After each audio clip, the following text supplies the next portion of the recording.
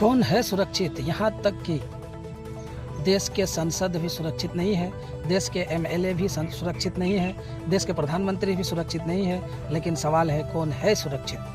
जब पत्थरबाजी कोई मुसलमान करे तो उसके लिए जिहादी नाम आ जाता है, और वो पत्थरबाजी जिस तरह से आप देख पा रहे हैं, यह जो कौन सा मुस्लिम है पता नहीं, नाम भी पता नहीं, लेकिन अभी तक इसके ऊपर कोई कार्रवाई नहीं हुआ है। इतना तो जरूर है, अगर मुस्लिम होता तो अब तक गिरफ्तार हो गया होता। दरअसल बात को समझिए, मैं क्यों बोल रहा हूँ और पूरा प्रूफ के साथ बोल रहा हूँ। बीजेपी गुजरात से निकलकर धीरे धीरे अपना कमल पूरे मुल्क के 21 राज्य में अपना कमल तो खिला दिए, लेकिन हर एक राज्य में प्रशासन इतना धीमा क्यों बनते जा रहा है, और प्रत्येक राज्य में हेट स्पीच का आंकड़ा क्यों बढ़ते जा रहा है। और साथ ही पश्चिम बंगाल को जीतना बीजेपी के लिए सबसे बड़ा चैलेंज था। बीजेपी ने बंगाल को भी जीत लिया, अच्छी बात है, और उम्मीद है कि बाकी 7 राज्य जो अभी बचे हैं उसे भी आप आसानी से जीत जाएंगे। तो फिर अब इंतजार है बंगाल में सुशासन सुचारू रूप से कैसे लागू होगा। अब आते हैं मेन मुद्दे पर।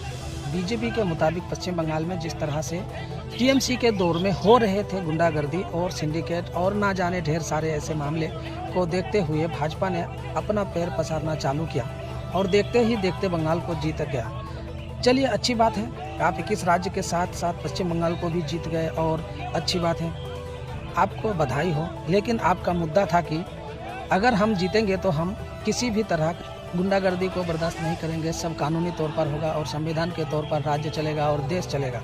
लेकिन वही बात आपका पूरा उल्टा पड़ रहा है। आज का खबर है दोस्तों, चिंताजनक है, साथ ही दुखदायक भी है, और संविधान को चोट पहुंचाने लायक है। जैसे कि आप सभी ने न्यूज में देखे होंगे, पश्चिम बंगाल की राजनीति से एक बड़ी और चौंकाने वाली खबर सामने आई है। तृणमूल कांग्रेस के राष्ट्रीय महासचिव और सांसद अभिषेक बनर्जी पर दक्षिण 24 परगना के सोनापुर इलाके में कथित तौर पर पत्थर, अंडे और अन्य चीजों फेंकी गई।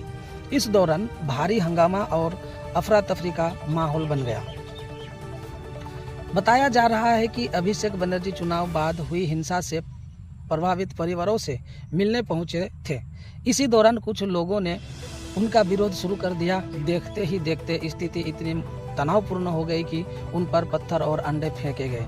रिपोर्ट्स के मुताबिक उनके कपड़े भी फट गए और चश्मे को भी नुकसान पहुंचा है। घटना के बाद अभिषेक बनर्जी ने आरोप लगाया कि यह हमला पहले से योजनाबद्ध था और उनकी जान लेने की कोशिश की गई।